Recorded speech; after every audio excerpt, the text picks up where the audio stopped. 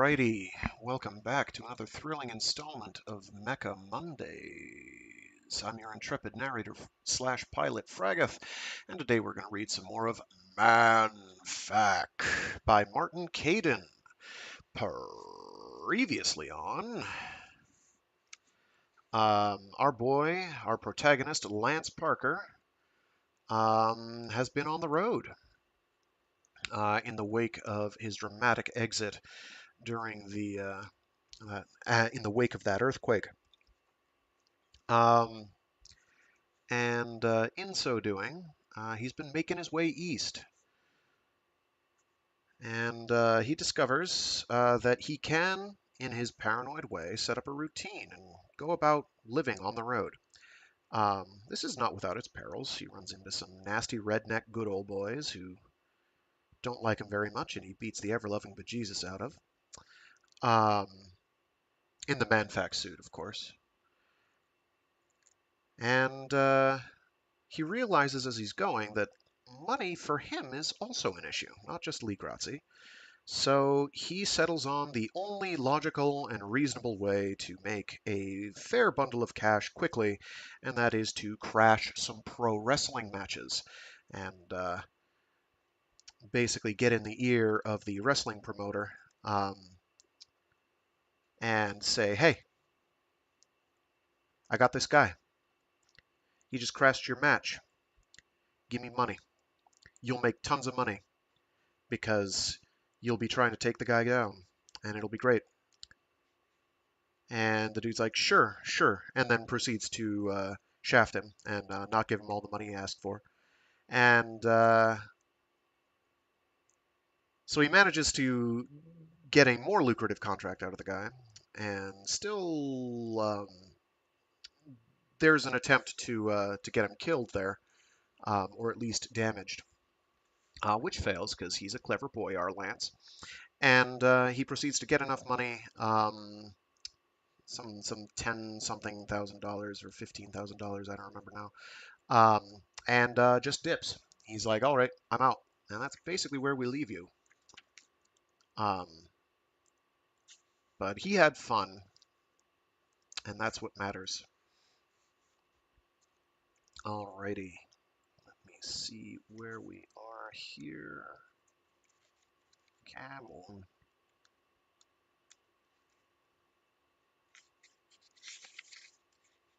on. There's definitely some superheroic fantasy fulfillment here that you've probably noticed. There's a pretty big crack in the book there. We'll figure it out. Alrighty, with that, let's get cracking on more of ManFac. I think we're on the final act here, which is, I think, other than the first, probably the longest.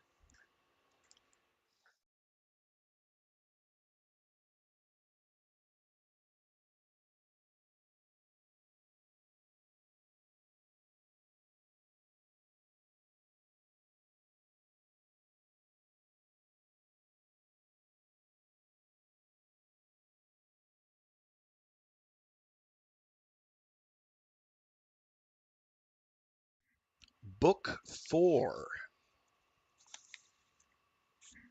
Chapter 23.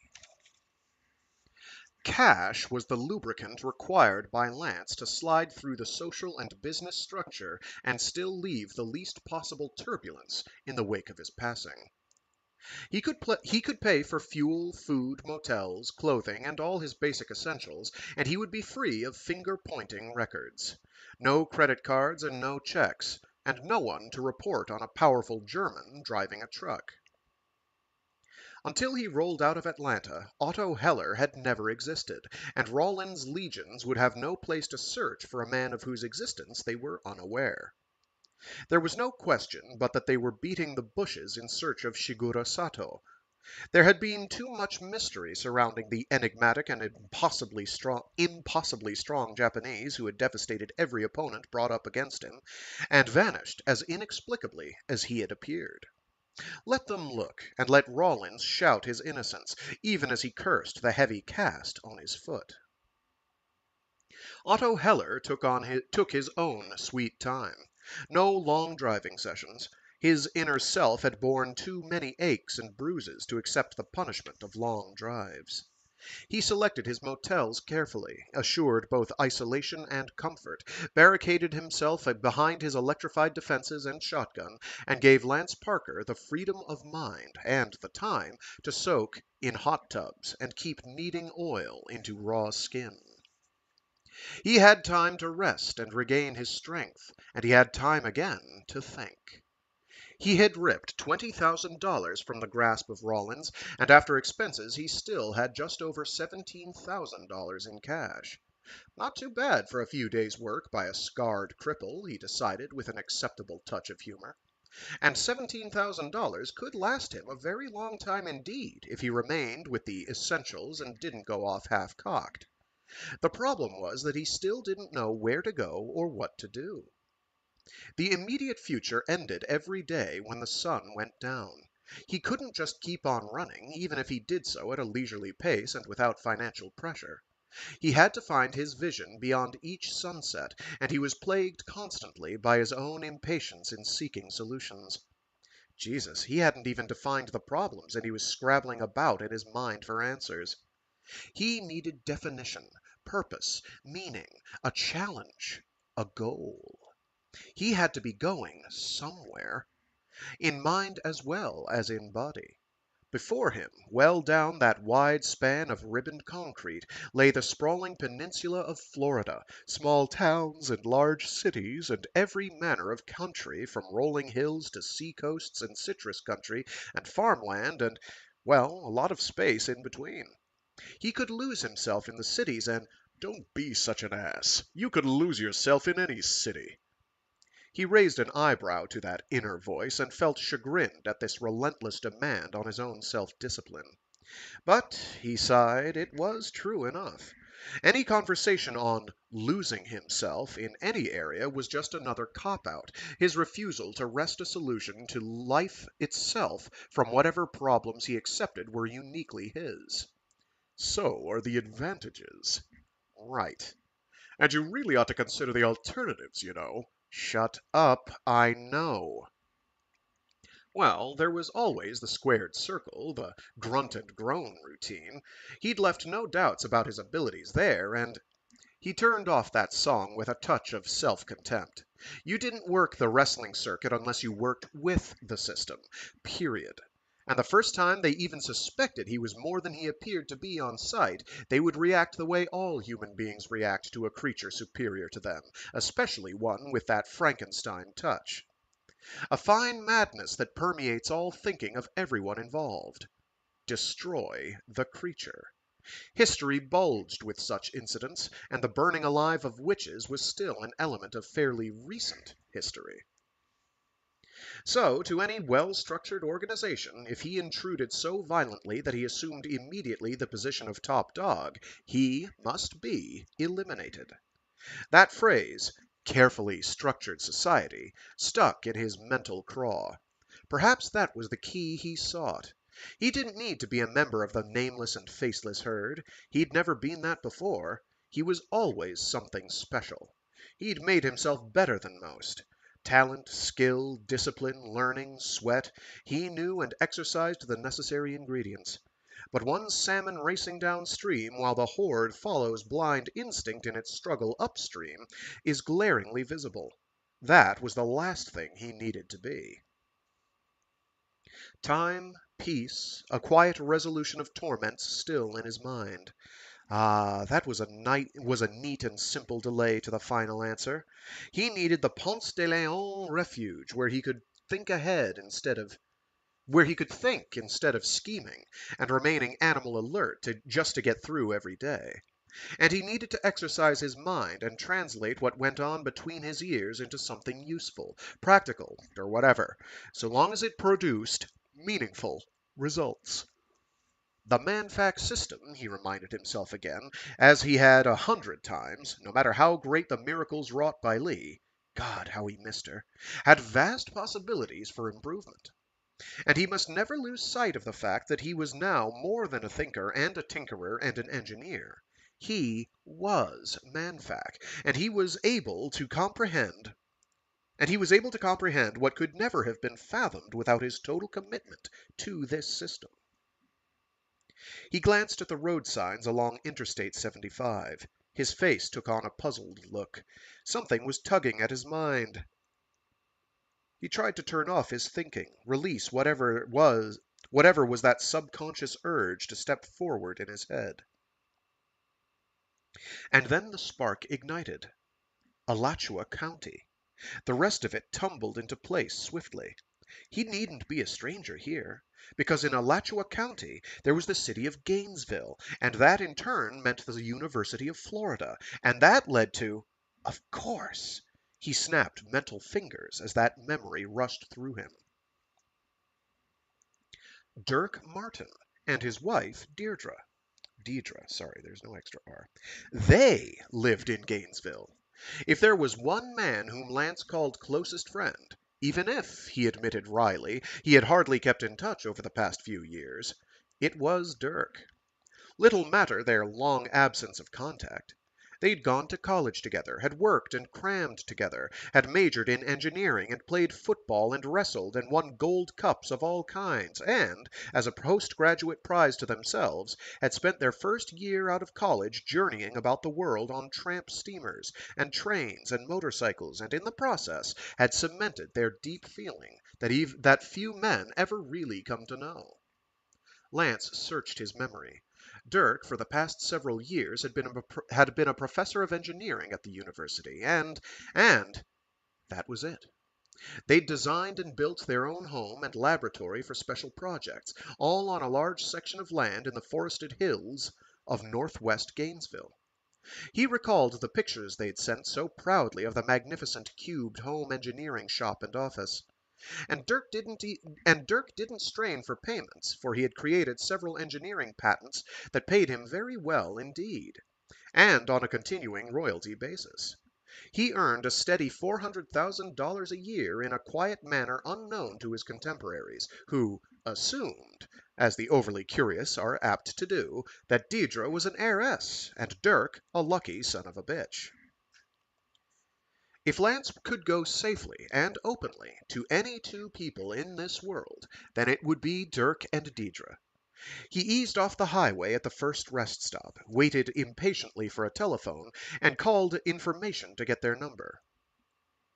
Before he dialed, he had a long self-searching moment with himself. Suddenly he was overwhelmed with that dark desire to remain away from the mainstream of life, to hide in a closet. Grow up, Parker. He soundly cursed his inner self and dialed the number.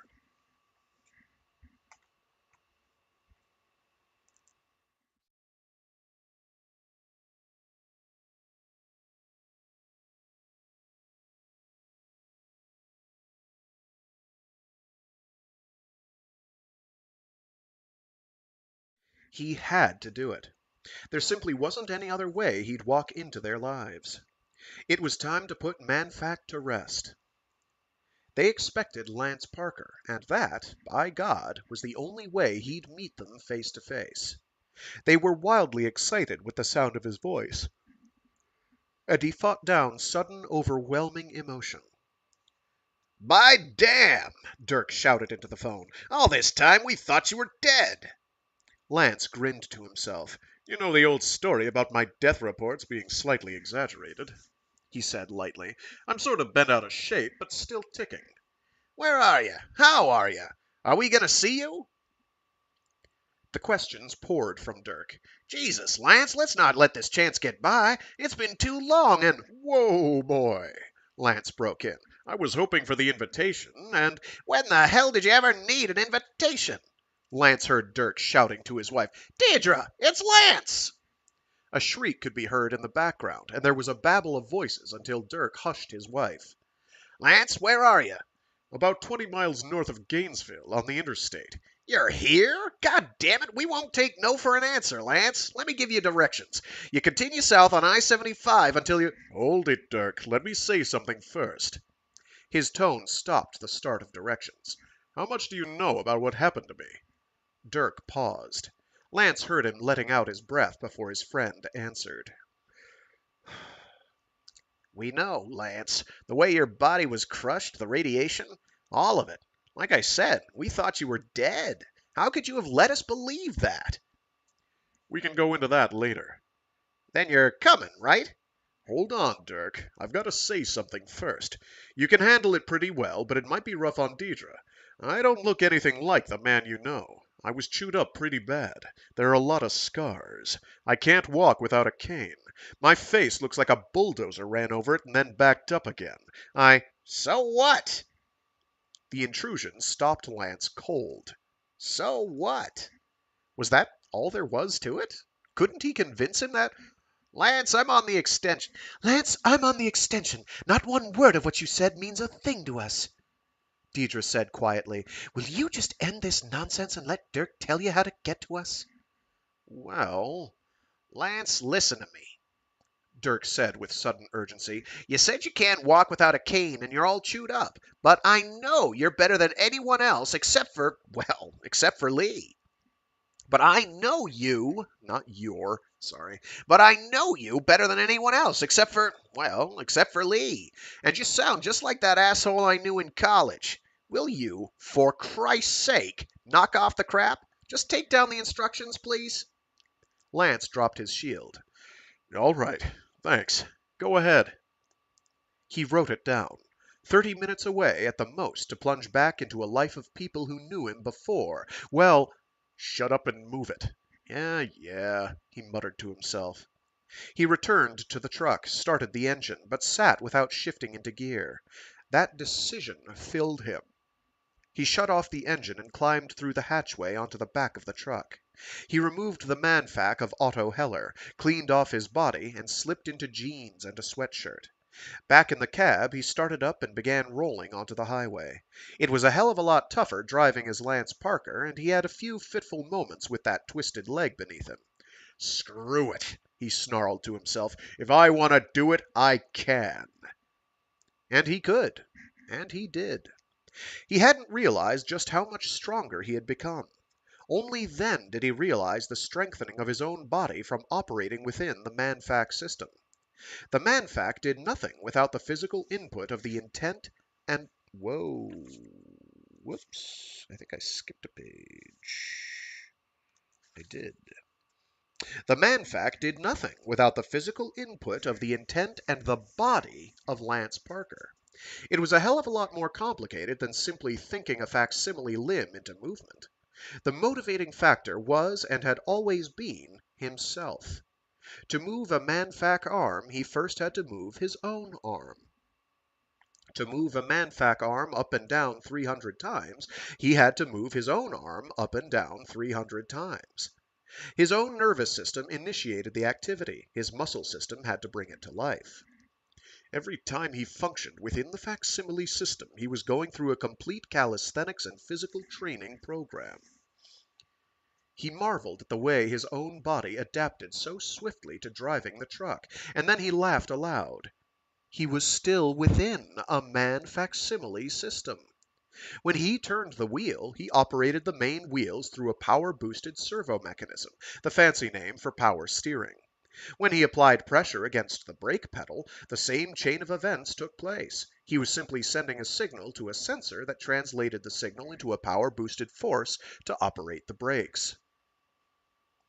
In its crudest sense, the truck was a system adapted to his body outputs, and it didn't matter whether he was a frail little old lady of 80 pounds or a hulking bruiser of 300.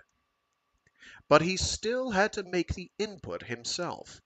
He remembered his earlier days in the hospital when the biggest thing in his life was other people trying just to keep him alive. People moving his arms and his legs for him, up and down and forward and backward, and bend this way and that way. People moving his limbs because he was unable to do so on his own. And what was that process for regaining strength?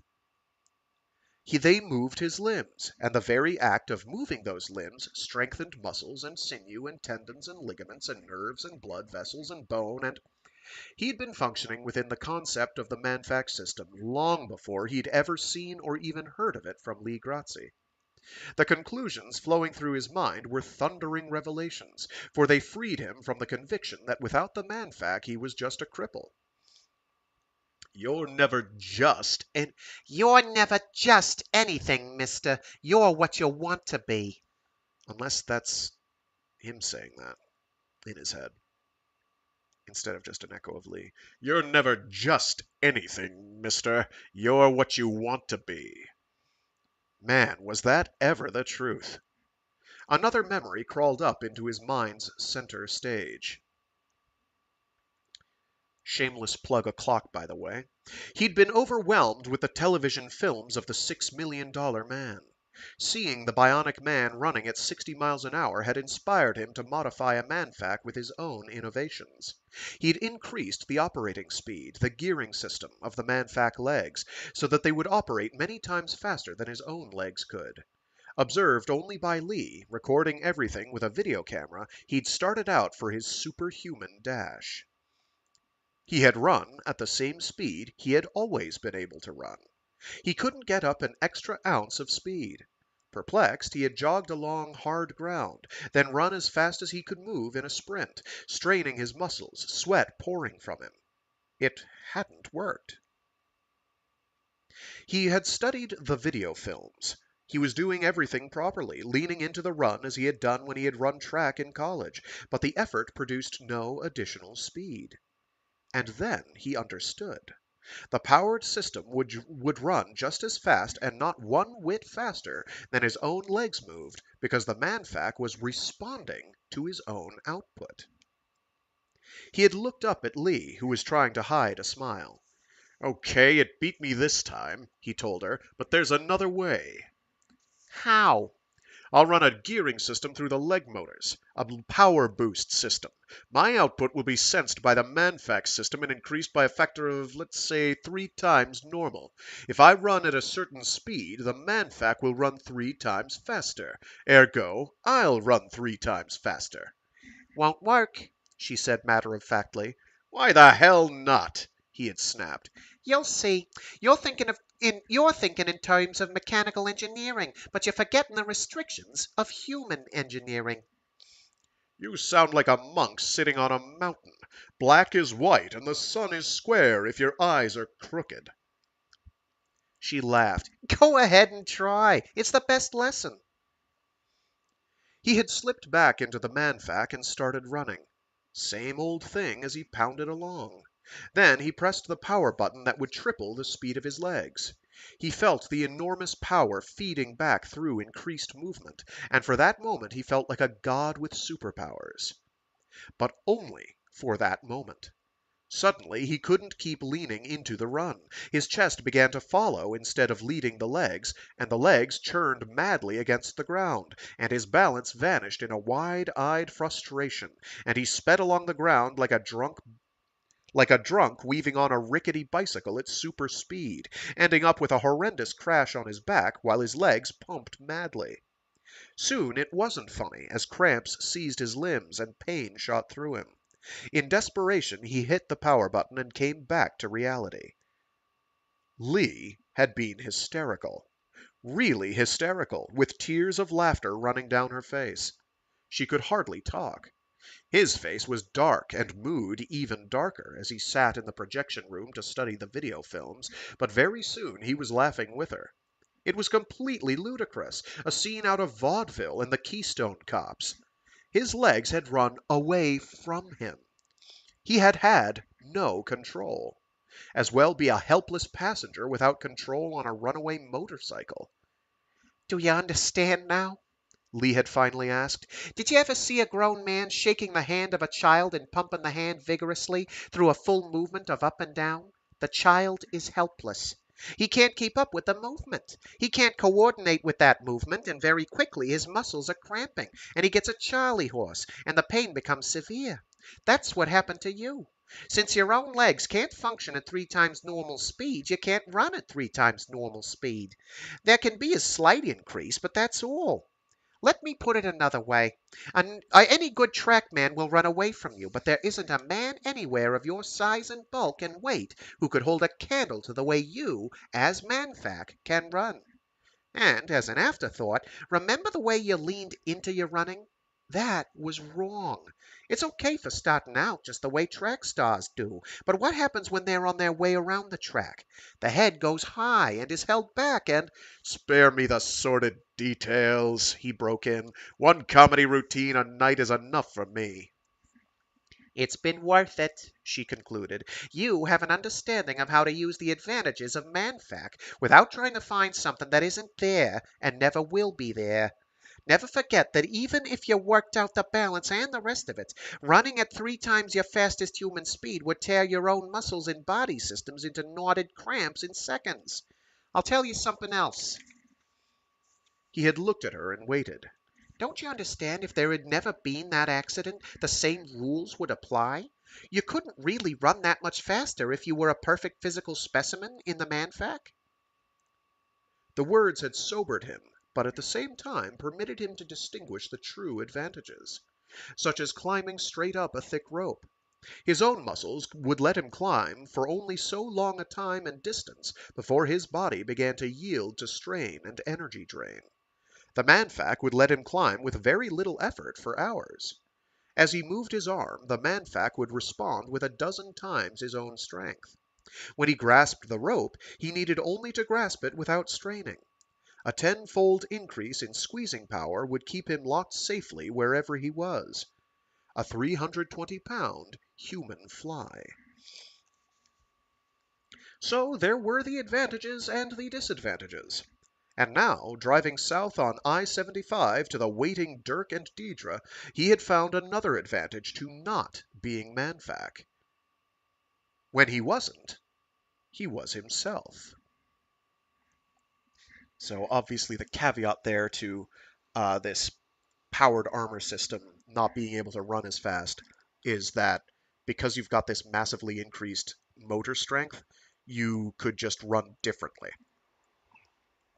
Like you would, I would assume you'd just leap tall buildings in a single bound instead, or longer leaps. You'd have to retrain how to do all that, obviously, but um, I don't know. I think their example there is possibly somewhat erroneous.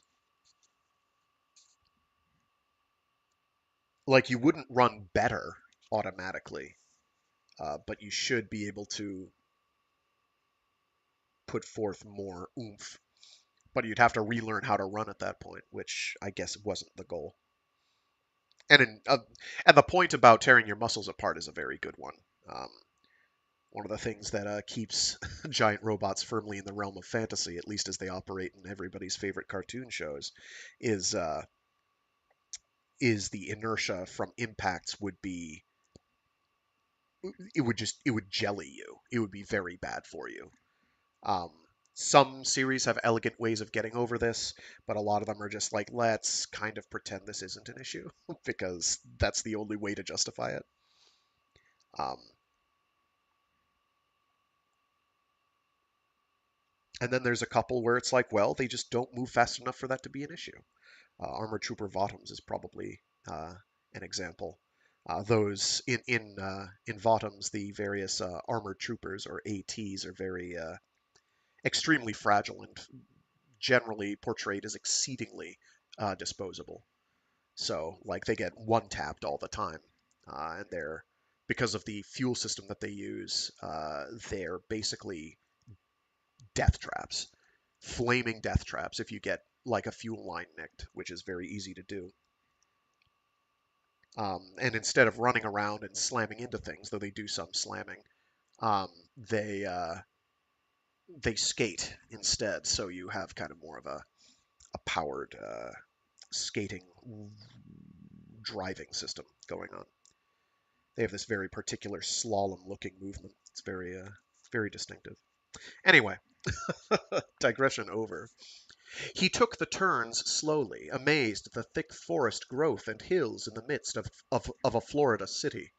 Northwest Gainesville had retained its wilderness with fiercely aggressive laws prohibiting the destruction of trees and other growth. He might have been in far forest country on the hilly Carolinas. He eased up and down short, steep grades, crossed thick-beamed bridges, followed directions through a maze of lanes and courts and terraces and avenues, and turned onto the road that led 3 blocks farther to the Martin home. He drove 2 blocks, eased the truck to a stop beneath a large overhanging tree, and immediately turned off the truck lights and engine. In the darkness he sat quietly, studying the unmistakable cubed shape of the house and the workshop, and a half-dozen sheriffs and police cars. He remained frozen, watching, and finally spotted what he had expected. 2 more cars, unmarked but with unmistakable police radio aerials. What in hell was going on here? Suspicions flitted darkly through his mind, but as quickly as they did, he dismissed them. Screw that kind of thinking. If ever he was going to trust anyone in this world in addition to Lee, it had to be Dirk and Deidre. He started to pick up the truck and drove slow. He started the truck. Oh my gosh. He started up the truck. There we go. We got there eventually. He started up the truck and drove slowly the last block, past the police cars, and turned into the second driveway leading to a wide garage. As he made the turn, he saw several officers returning to their vehicles. One deputy looked at the truck as Lance parked. The deputy waved and continued walking. So whatever they're doing here has nothing to do with me. Relief flooded through him. He'd had some bad moments, ideas ghosting through his head that perhaps one of those wrestlers in Atlanta had died and they had a search out for him, and he turned it all off, climbed down from the truck. The night air was a heady tonic, filled with the smells of the woodland all about him. He waited several minutes as the cars left, and then he walked slowly, savoring every step, along a brick walk leading to the front of the house. Dirk and Deidre had seen the truck, had heard his footsteps, and were waiting for him. He stood before them, leaning on the cane, wary of their reaction. A long, long moment passed as they took in one another, and before he could prepare himself for the movement, Deidre threw her arms about him. Her loving greeting turned into a mild pandemonium as Dirk wrapped strong arms about them both in a fierce bear hug. They all talked at once, hearing everything and remembering nothing, and finally they separated, their eyes bright, Deidre's wet and sparkling. "Well, do I get invited in?" Lance asked, smiling. The house, our home, is yours," Dirk said, but he was, well, hesitating. Lance noticed. He refused his own speculations and waited. "I've got to be level with you first. Nothing hidden, all right?" Lance nodded. "We knew what to expect," Dirk said. "I mean, the cane, all the things that happened to you, the accident, the surgery, and all the rest of it. After we spoke with you, well, damn it, Lance, we just couldn't help it. We called Lee. I have to tell you that. We didn't know you hadn't been in touch with her, and it looks like we stuck our noses in where—" Lance gestured quickly to stop his friend's words. "No, no," he said, his voice strangely hoarse. "You were right." He had to force himself to speak. How is she?" "In love with you. Lonely. But not, as we had thought, worried." Lance looked up sharply. "Not worried?" "No, she said you had the best company in the world with you. I don't know what that means, but you—" He looked long into Lance's face. "Don't seem surprised. Oh, yes, she also said she loves you more than life itself, and you're not to call until you're ready." He grinned. "I've got a hunch that won't be too long. Damn it, we all talk too much. Come on in, Lance." He walked in slowly, and his eyes were wet, and for a while he really never did see that incredible home and its stunning design, or, for that matter, anything else. He sat on the couch and did something he hadn't done since he was a kid. Holding nothing back, his face buried in his hands, he wept like a child. And discovered he was now truly free. His last fears were gone.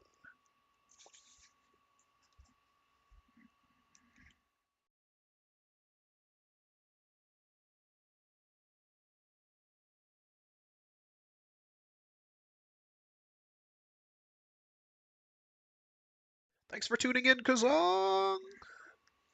Chapter 24.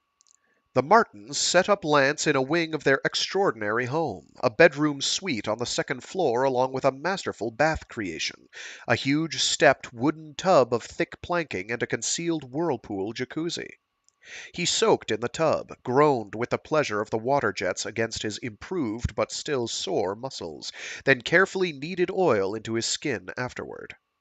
A great king-sized bed with a softly glowing overhead canopy lured him with silken sheets, and Lance, spread-eagled on the silk, soothed by the sounds of surf from speakers within the bed, fell into a deep sleep. He awoke nearly 2 hours later, incredibly refreshed. He shaved and dressed and went slowly downstairs to join his hosts. "It's like dying and waking up where you've always wanted to be," was his description of the guest facilities. "I'd forgotten what a luxury-loving son of a bitch you always were," he told Dirk, and his friend laughed. "I'll take the credit for the electronics and other goodies," Dirk said, "but when it comes to the pure essence of luxury and comfort, you talk to my girl here. I built the tub, she added the jacuzzi. I thought of music in the bed, she added a whole selection of nature sounds." "Those sheets?" asked Lance. "Real silk?" Made to order in India, Deirdre said. Lance looked at her as if never seeing her before. If there could be an opposite to Lee Grazzi, then it was Deirdre Martin. Long blonde hair, an athletic body, a dazzling artist. Golden girl. And a real, meaningful, productive working brain between those lovely ears. Wait a minute, that's not the opposite of Lee Grazzi, though. Lee Grazzi has been described as highly athletic and a meaningful, productive working brain. Okay, I don't know what's being said there. Maybe I'm a goofball. "Well, how about some dinner made to order?" Dirk prompted his wife. Deirdre nodded assent. We have a cook, by the way, a magnificent Japanese cook. You know how Dirk is about Japanese food. "We used to call him the Sukiyaki Slasher," Lance recalled. "He would stuff himself to where buttons would pop." Chiyoko's not here tonight. This evening, Deirdre said firmly, is our pleasure. We do the cooking for you. Charbroiled steak over an open grill and crisp salad and unbelievable silver corn and garlic bread and deep red wine. Coffee and pimento brandy afterward, with Lance sprawled in a body-enveloping armchair, touching off the wonder of it all with a long, thin cigar. Dinner's conversation had been of the old days, of college, and their global adventuring, of Lee and Deirdre, and then, abruptly, with smoothly shifting mental gears, they were back to the present. "You've always been high on my list for self-control," Dirk said without preamble, "but this time you've outdone yourself." "How come?" Lance asked. He was still floating on his cloud of comfort. "What Lee said on the phone, about your being in good company. You drove up in a truck. I looked at it," Dirk told him, "when you were asleep. Steel locking systems for the back doors and the entry from the cab. Very neat and very workable. So," he shrugged, "I put together a whole bunch of twos and twos. There's no one else in there, you need volume for it, you're an engineer, and we all know how brilliant Lee is with automated human engineering systems, and—" "ManFac," Lance said abruptly, "stands for man-facsimile." "ManFac," Dirk repeated. "That's all we get?" Lance studied his friend. "How much do you want?" Dirk laughed and turned to his wife. "I told you, never play chess with him." He came back to Lance. "Until you open up what's inside that truck, we don't go near it. In fact, while you were upstairs, we cleaned out the garage. It's for the truck." "I appreciate that," Lance said. "Is the garage by your workshop?" "Door goes from the garage right into it. Any special reason?" Lance nodded. "I don't want to impose." He let it hang. However, you're going to." Dirk laughed. "I'll make it easier. We have nothing special going on at the moment, just some tinkering. If you need privacy for the workshop, you've got it." That means everything to me. For right now," Lance added hastily. I'm not trying to keep something secret from you. Please understand that. It's, well, timing. The long and short of it is, Dirk, I'll probably be asking for your help on a couple of things. Dirk gestured easily in agreement. Just holler. I will. Now, maybe you can tell me something. Shoot. What was all that fuzz about? When I got here, I mean. You had local police and sheriff's cars and even some unmarked jobs all around the place. It was like a policeman's ball out there. Dirk lost his touch of light exchange. His mood sobered enough to bring on a deep frown. It's far from being a ball. In fact, it's damned serious business. It's closer to a wake than a party. Dirk took a long drink of his brandy, held the glass in both hands, and studied the dark liquid as he spoke. They came to see me because of my engineering background. The truth is that they're checking with every teacher, engineer, professor, technician, anyone who fits into that general category who might shed some light on the matter. They... Hold it. Lance broke in gently. You've lost me, fella. I haven't any idea of what you're talking about. Oh, of course. Sorry, Lance. It's being kept under wraps because... His voice trailed away, and he looked at Lance as if seeing him for the first time. Dirk and Deidre exchanged glances, and Deidre nodded. Yes, hon, I'm thinking the same thing. They didn't speak to the right man. Lance leaned back and gestured helplessly. Right man? Me? What about? Dirk leaned forward, his intensity heightened. I can break the silence with you because our problem is right up your alley. In short, Lance, and please consider this confidential. He waited until Lance nodded and gestured again for him to continue. Well, we have a major nuclear reactor research program here at the university. Not in terms of producing energy on the not in terms of producing energy on the scale of a commercial reactor. Nothing like those breeders or fast fission systems with which you've worked. What we've been trying to do is develop field generators, essentially portable units that use the waste material from the bigger reactors. Lance felt his interest piqued.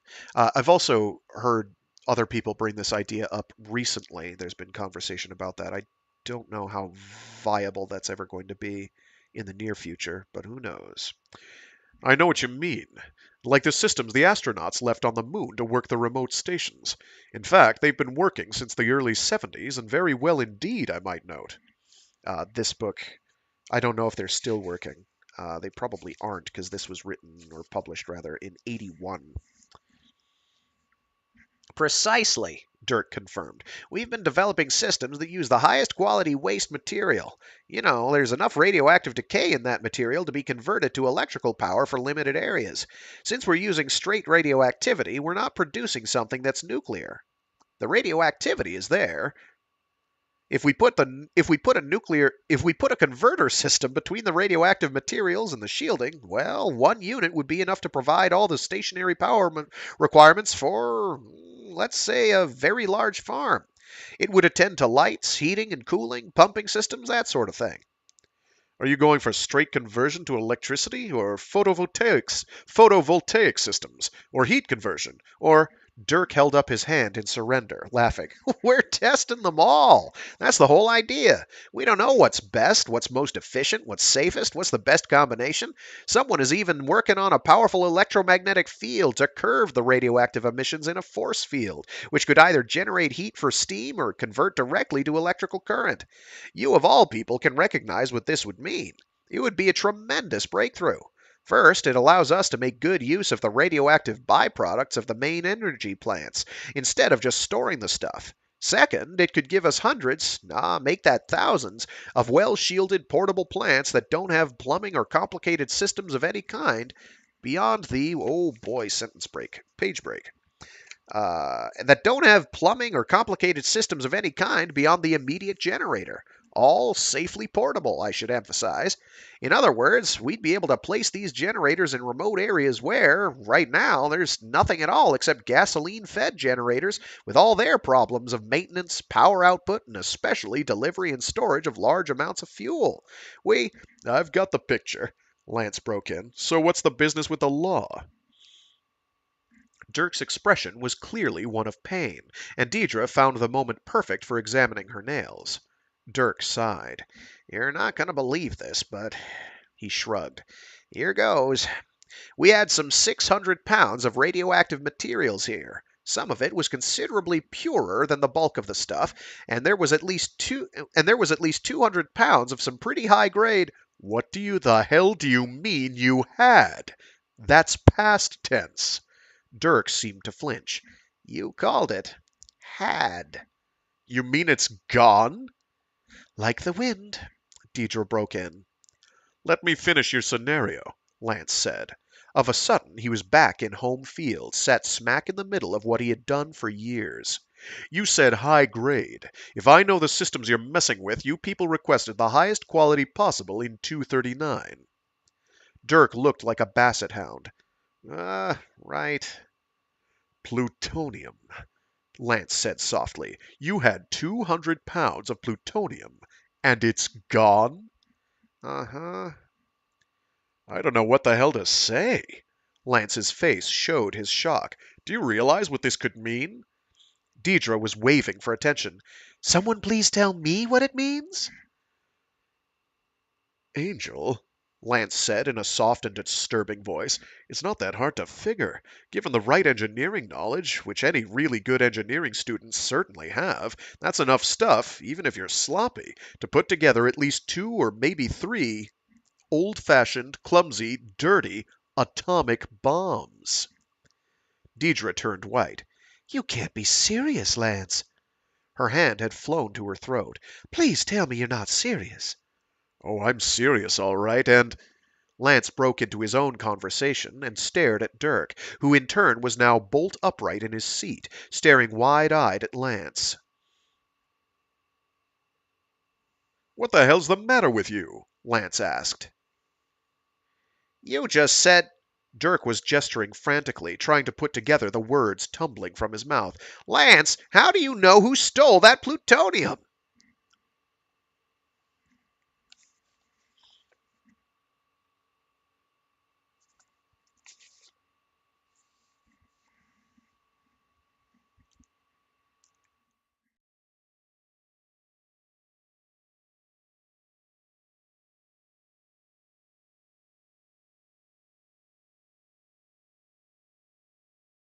Chapter 25. It doesn't take a genius to figure that out, Lance replied, disclaiming any crystal ball powers. It's got to be the students. A process of knowing the system and then a process of elimination, I suppose. Just like that, huh? Dirk threw at him. I'm sorry to blow away all the mystery, but yes, Lance said, just like that. I wish the police were here, Dirk murmured. Don't quit now, for God's sake. Lance took the moment to finish his brandy and relight his cigar. He shifted to a more comfortable position in the chair. Look, like most universities, you've got a pretty heavy contingent of students from the middle... Oh, that's right, it's this... So this unfortunately is a product of its time period. I mean, we'd probably be doing this anyway, but still. Yeah. Anyway, we'll just get down to it, and y'all can come with your own conclusions. Casual reminder that the thoughts and writing process of the author do not reflect those, or do not reflect the opinions or what have you of the person narrating right now. So leave it at that. Look, like most universities, you've got a pretty heavy contingent of students from the Middle East, right? That includes many from the Arab countries, Syria, Libya, Saudi Arabia, Jordan, whatever. And I understand they've been making demands of the university. They want some of their own troublemakers reinstated. They want their leaders in the student council. Many of these students went through a lot of military training and engineering before they ever got to this country. Whoever took that plutonium has to be knowledgeable about the stuff. It doesn't work any other way. They must realize it has potential far beyond its use in an electrical producing system. Believe me, that leads to the next inevitable conclusion, which is that they know what it can be used for. Anyone going after bomb materials won't bother with anything less than the highest grade uranium-235 or the plutonium you described. In fact, if they were to try to steal that kind of material from a major power plant, they'd go after similar materials. That's the highest grade. It's too tough for students to get that, but all of a sudden, Allah shows them the light, and they have a couple of 100 pounds of plutonium up for grabs. Now it's a waste material, Now it's a waste material, but it can be used for a bomb if you know what to do with it. Lance rubbed his chin, deep in thought as he spoke. Consider the material. It can't be handled without an organization. Don't lose sight of that fact. This wasn't ripped off by a few excited kids. The radiation shielding is so heavy that you're dealing with packages that are dangerous, bulky, and very heavy. It means a lot of warm bodies to move the stuff, and it means one large vehicle or more, most likely vans, and it means a sub-Rosa organization. You've got to move the stuff to a place where it's tough to find, where it can be worked on, where you can assemble your bomb mechanism. You need a machine shop. You need electronics, transmitters, and receivers. You need a broadcast frequency free of interference or else a direct detonator receiving system. He stopped suddenly. Are you getting the drift of all this? Dirk's face resembled a white statue. Only too well, my friend, only too well. I know it's happening, Deidre added, but I still can't believe it. You'd better, love, because it's the only way, Lance said with unarguable finality. Now every university has its student ghetto. That's for starters, and you could hide an elephant in those. You've got a lot of open country, and that means farms where you have barns and silos, and, well, it would all fit, even if it's not the best location, because there would be too much sudden movement of people and vehicles. Staying in the normal flow of things is more likely. Is there a black militant force here? Oh, Jesus. I wouldn't. Anyway, Dirk nodded. Small, it can be vociferous, but the blacks in Gainesville, for the most part, are local citizens first and blacks second. Those who argue that point are the militants. If you're talking and walking a discrimination line, forget it. There's the social pecking order, as you might expect, but you'll get a lot more resistance from that caste system if you're a redneck. So much the better, Lance told them. That narrows it even closer to the group, or the type of group, I was describing. So, he said slowly, let's back up. Let's assume we have hot-headed foreign militants on our hands. Nobody does things like this mindlessly. They need a reason to do what they did, and that means they have a goal in mind. Maybe goal is the wrong word. Call it purpose, dream, target, whatever. How, Deidre asked, can you call making an atomic bomb a dream? Lance put up his hands in mock protests. Hey, I didn't steal the plutonium. Deidre flushed. I'm sorry, that was emotional. Jesus. It's difficult to be cold about it, Lance said soothingly, but you might say I've been a lot more intimate with this stuff. Lance, I didn't mean to... Hush, that's way behind us. This group, Dirk urged him. Well, the plutonium, as it's packaged, really isn't that dangerous. Exotic, but not that much trouble. But they can make a bomb from it. Knowing about bombs is part of their groundwork before they ever reach this country. Let me repeat a few things.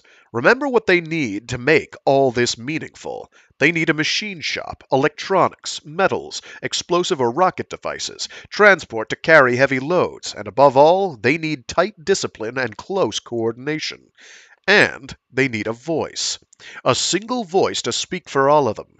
They don't want babble. They want to be able, when they're ready, to get their message through to wherever it's aimed.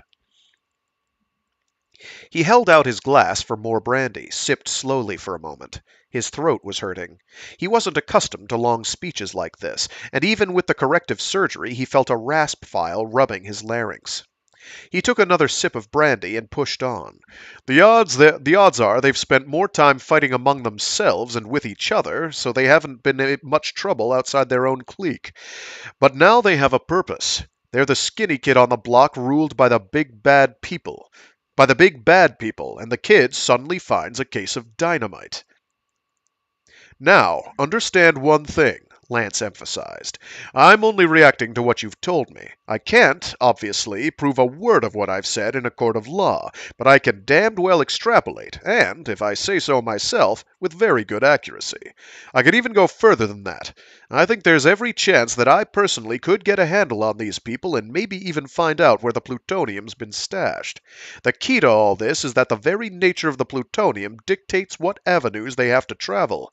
They're restricted, so to speak, by what they're handling, what they hope to make with it, and how they can communicate their intentions to the right people. As far as I'm concerned, every one of these elements is a red flare on a white snowfield. Lance, what about the local authorities? Lance looked at Deidre and shook his head. They're way over their heads. This goes beyond cops and robbers. Dirk motioned for attention. I think it would do a lot of good if you would talk with Crippens. Charles Crippens, the university president. He can coordinate the law enforcement people with the university security teams.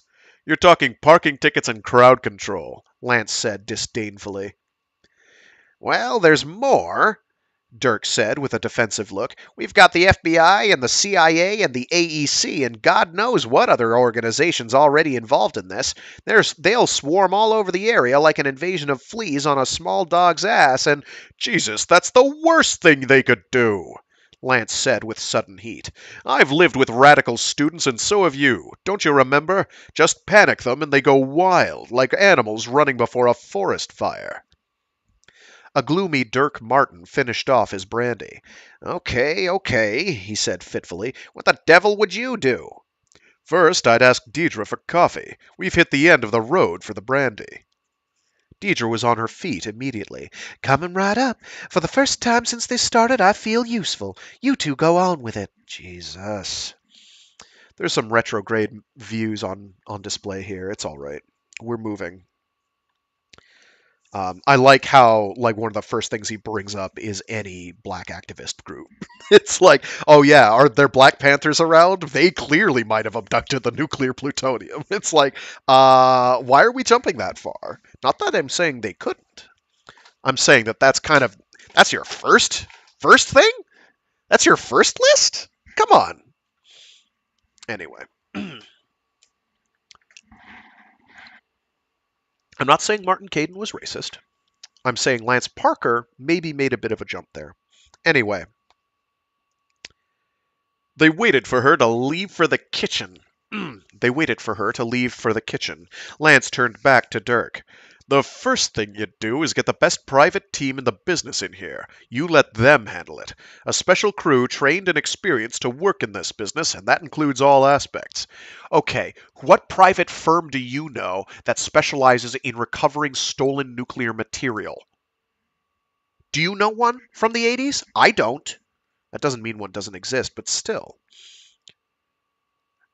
You turn them loose. You trust them. You let them have their own way. So yeah, there's obviously, and this is not the first time libertarian idealism has come up, but it's come up quite a bit in here. This is a great example thereof. His visceral negative reactions towards the government, even though, strictly speaking, they're not the ones who screwed him over. You turn them loose, you trust them, you let them have their own way. Go ahead, let the police and the other gumshoes fumble around in full view of whoever's copped the stuff, so that they can sneer at the bumblers. That keeps them cool instead of on edge. Never forget they can panic and take this radioactive stuff and spread it all over the campus and throughout the city. You know what happens then? They call the papers and the radio and television and the police and tell them where to look with Geiger counters. They find heavy concentrations of radioactivity and the whole goddamn town goes apeshit. You'd panic the whole university and the whole city. You'd have mass running. Never forget just how badly people are spooked by this stuff. Dirk studied him carefully. You said a special crew. Who are they? How do we reach them? Will they do it? What would it cost? What? Hold it. Lance broke in, almost desperately. This is my territory we're talking about. I've remained fully active in it, despite what people think, despite what they're supposed to think. That's the first we've heard of it. Lance was doing the fastest Oh, he's literally making shit up. Okay, very good. Sorry. Lance was doing the fastest improvising he'd ever done in his life. Suddenly, right out of the blue, here lay the answer to the question haunting his life. What the hell are you going to do with yourself? He hated bending the bejesus out of the truth to Dirk, but that was of minor importance simply because he knew he could do the job better than anyone else. It was a remarkable revelation to him. He rushed on, mental fingers crossed. I get these people, Lance said carefully. I've worked with them before. Out there in California where... He gestured to his own body. This happened to me. They were on special duty all the time. They have their own way of doing things. You won't ever meet any of them face to face because being anonymous is critical to them. You work through their intermediary, who, in this case, is me. The whole purpose is for them never to compromise their identity. They're masters at disguise and being faceless. Mixing in with the crowd, any crowd, is their single most effective weapon. He fixed his eyes on Dirk. Now, as to one of those questions you fired at me. It will cost the university 50,000 clams, on the line, before they even start to work. They can't go to any court to sue the customer if the customer reneges. Court appearances would destroy their effectiveness. Now, if, after getting their first payment, they don't deliver the entire package to the university, they'll admit it, and no matter what it costs them, it doesn't cost the university one thin dime more. You realize if they don't get the whole package, that means somebody set off an atomic bomb. Oh, well, we just won't pay you back. Oh, we'll just pay you back. You've had the city blown up at that point. Have you not? Tell me I'm not the only one thinking there's maybe a bit of a logical problem here. And if they're successful? Dirk pressed. In this particular case, they've got to find the stuff, keep people from getting hurt, prevent panic, and return the plutonium. On delivery, they get paid $250,000. Dirk's mouth opened, and his jaw worked, but he didn't do well in a clear verbal response. He took a deep breath before he spoke again. The university won't go for that kind of money. Then they'll have good reason to regret being cheap, Lance said quietly. You realize he's bilking his own childhood friend right now, right? To get money out of a university to do this thing? That's kind of fucked up. Like, that's tremendously messed up. That's pathological behavior is what that is. You call $300,000 cheap? There's an old saw about people complaining about growing old. It's not so bad when you consider the alternative. Lance threw at his friend. When did you lose your grip on reality, Dirk? 300 grand to solve this problem is peanuts.